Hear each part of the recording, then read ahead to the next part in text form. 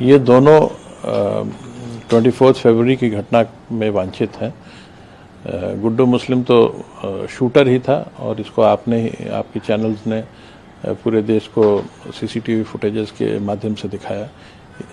शाइस्ता परवीन इस प्रकरण में टोटल कॉन्स्पिरेसी में शामिल थी और इस कारण से इस केस में उन पर 50,000 रुपये का इनाम है।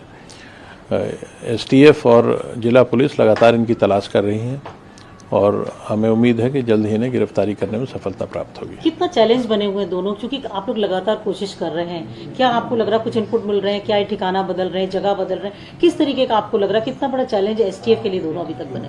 ये जो बड़े माफिया गैंग्स हैं इनके पास फायर पावर, रिसोर्सेज और ओवरग्राउंड और अंडरग्राउंड सपोर्टर्स की कोई कमी नहीं होती।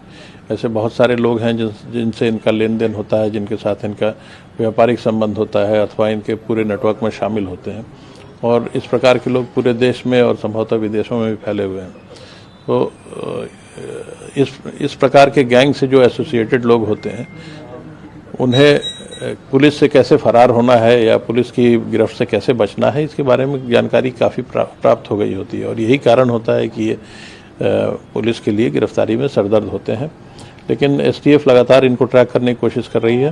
बहुत सारी जानकारियां मिली भी हैं और उम्मीद है कि जल्द से जल्द गिरफ्तारी हो पाएगी। कुछ आसपास सराउंडिंग्स में कहीं है कुछ आप लोगों को इस पर कोई कमेंट करना उचित नहीं होगा। और गुड्डू मुस्लिम के लिए किस तरीके से आप देखते हैं, कितना अभी तक थ्रेट बना हुआ है आप लोगों के लिए चैलेंज है? ये एक थ्रेट सोसाइटी के लिए है क्योंकि ये इंडिपेंडेंटली क्राइम करने में सक्षम है।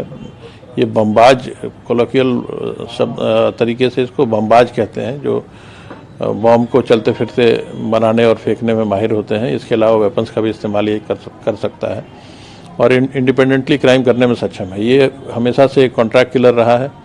पूर्व में भी इसका जब इंट्रोगेशन हुआ था तो ये जानकारी में आया था कि ये पटना बेऊर जेल राजन तिवारी से कोई कॉन्ट्रैक्ट लेने गया था और उसके बाद इसकी गिरफ्तारी हुई थी।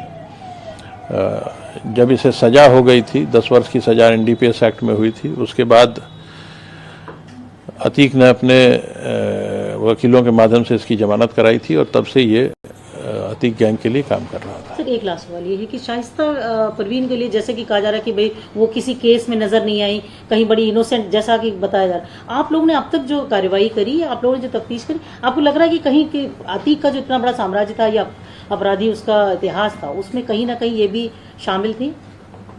जब ये गैंग के परिवेश में, इतने बड़े गैंग के परिवेश में जो रहता है उस पर तो गैंग की अथवा आपराधिक कार्यों की छाया आ ही जाती है। और शाइस्ता जिस तरह से इस पूरे कॉन्स्पिरेसी में शामिल रही हैं, जो इन्वेस्टिगेशन में जो बातें आई हैं, उससे तो बिल्कुल क्लियर है कि ये गैंग के कार्यों में शामिल रही हैं। इस केस में तो और भी बहुत सारी बातें प्रकाश में आई हैं। यहाँ तक कि अतीक की बहन, अतीक के बहनोई जो मेरठ में सरकारी डॉक्टर थे, उन लोगों ने गुड्डू मुस्लिम को अपने यहाँ शेल्टर दिया, उसे पैसे दिए, तो पूरी तरह से वो भी कॉन्स्पिरेसी में शामिल थे। और अतीक का ऐसा लगता है कि जैसे पूरा परिवार ही इस प्रकार के कार्यों में लिप्त हो गया।